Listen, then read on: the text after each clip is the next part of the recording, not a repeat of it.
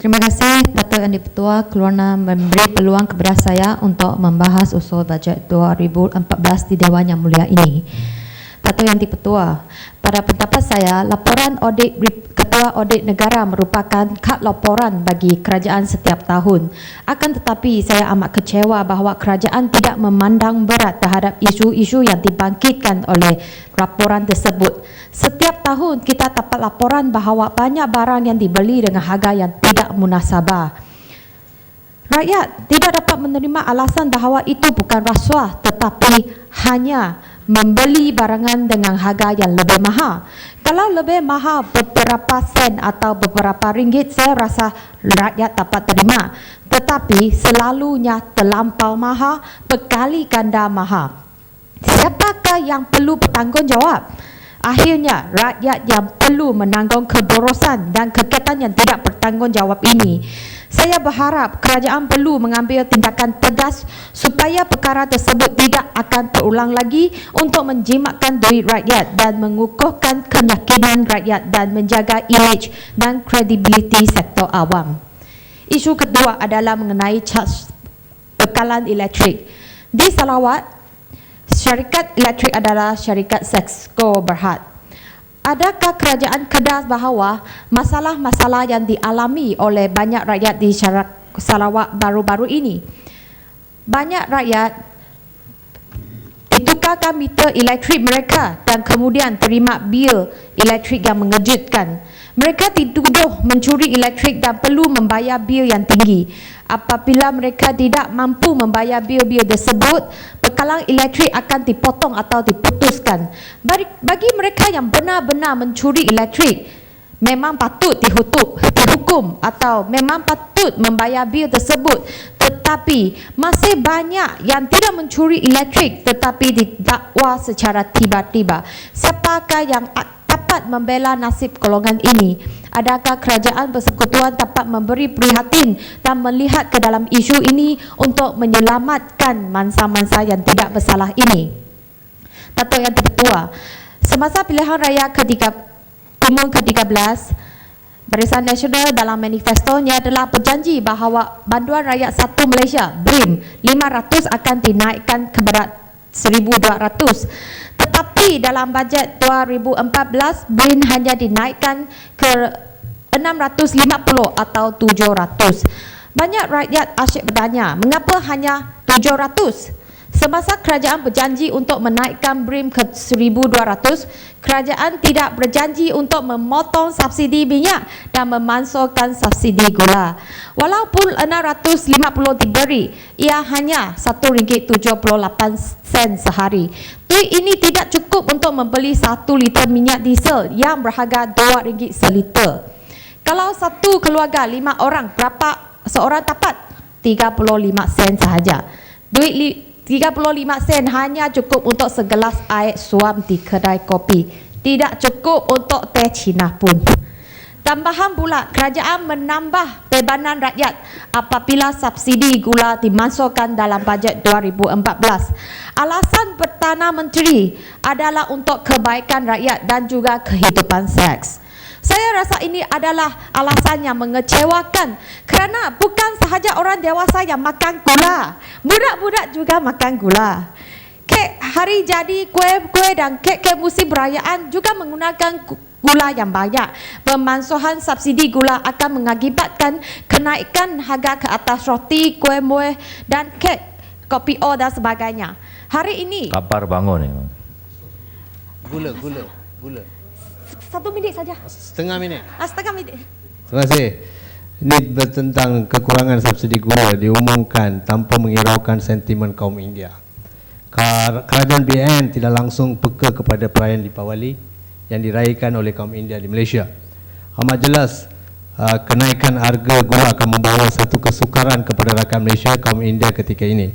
Inikah janji yang ditepati atau erti romba nandri yang dilaungkan oleh Yang Amat Berhormat Perdana Menteri? Sila ulaskan. Terima kasih. Masukkan ucapan kapal ke dalam ucapan saya. Ini adalah janji dicapati. Hari ini, Persatuan Bakery di Sarawak telah mengumumkan kenaikan harga sebanyak 15% ke atas semua roti mulai Disember 2013. Ini amat membebankan rakyat jelata. Selain itu, saya ingin menyentuh isu ibu tunggal di negara kita. Saya dimaklumkan bahawa ibu tunggal hanya menerima bantuan kebajikan sebanyak RM100 untuk seorang anak jagaannya. Adakah kerajaan sedar bahawa RM100 sebulan hanya cukup untuk membeli susu tepung atau makanan-makanan anak-anak?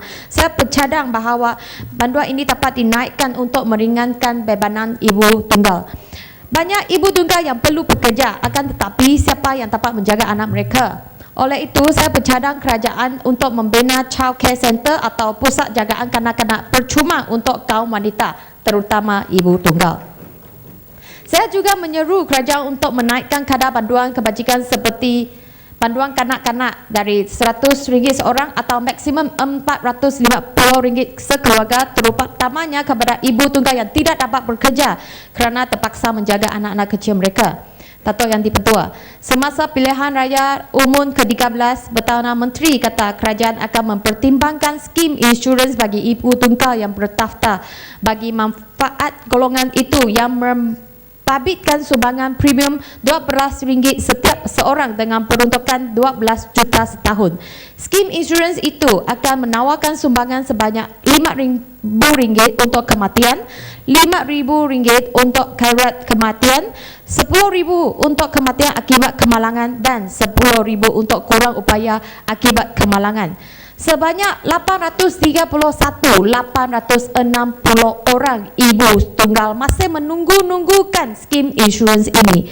Saya berharap janji ini dapat ditepati memandangkan mereka yang menerima bantuan kebajikan tidak layak menerima BRIM dan tidak akan dibayar RM50 untuk insurans takaful. Tuan Yang di-Pertua, di Semenanjung Malaysia banyak lebuh raya highway. Di Sarawak kononnya ada satu highway, iaitu Pan Borneo Highway. Tetapi hingga sekarang rakyat masih menanti-nantikannya. Jalan lebuh raya Pan Borneo ini adalah sepanjang 2,239 km dan akan bermula pada 2011 hingga 2025 dengan anggaran sebanyak 22 bilion. Akan tetapi peruntukan sebanyak 500 juta sahaja diumumkan untuk pembinaan lebuh raya Pan Borneo dalam bajet 2014. Simple calculation dengan izin, 500 juta sahaja diberikan untuk pembinaan, 22 bilion untuk kos keseluruhan projek. Jadi lebuh raya ini mengambil masa 44 tahun baru siap dan bukanlah 15 tahun yang diumumkan. Adakah kerajaan sedar berapa banyak nyawa yang telah terkorban di jalan ini? Saya mendapat jawapan dari Parlimen bahawa jumlah kemalangan di Jalan Pan Borneo dalam tempoh 2008 hingga 2012 adalah sebanyak 3,993 kes kemalangan, 904 di Sabah dan 3,089 di Sarawak.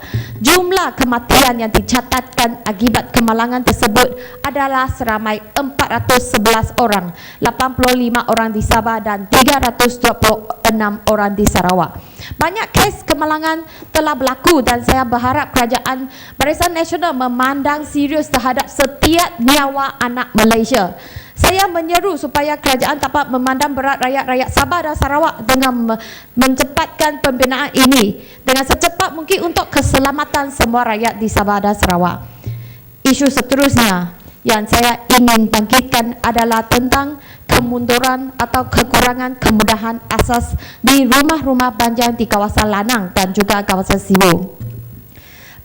Berapakah peratus rumah-rumah banjang di kawasan Lanang dan juga Sarawak yang masih belum mempunyai bekalan elektrik dan bekalan air yang terawat?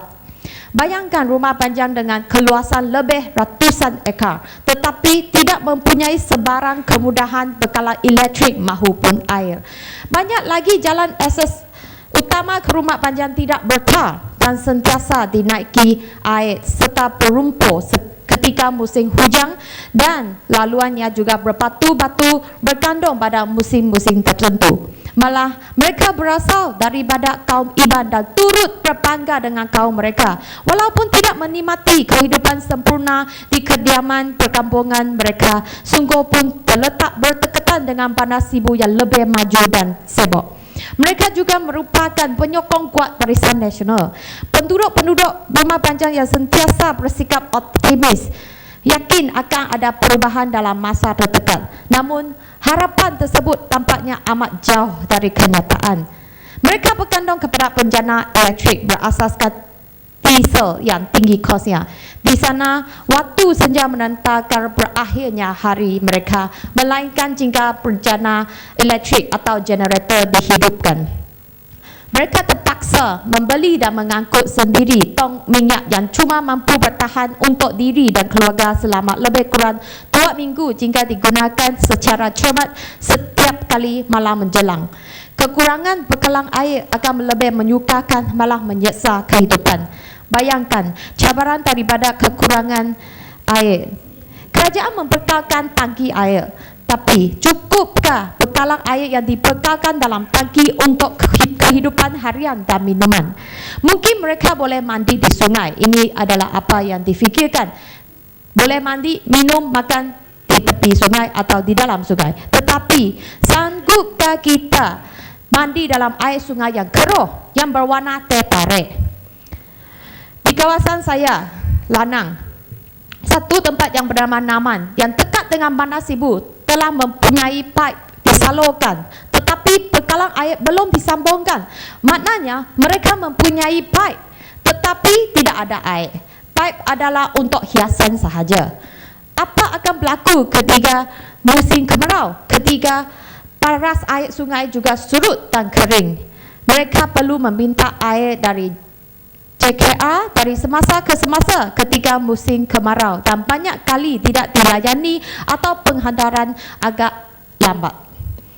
Saya bercadang dan mengalu-alukan agar Menteri Luar Bandar dapat melawat rumah-rumah panjang di Sarawak dan melihat dengan mata sendiri apakah yang diperlukan oleh penduduk-penduduk di rumah panjang, dan juga membekalkan kemudahan dan infrastruktur yang berhad yang mereka hak mereka untuk menikmatinya.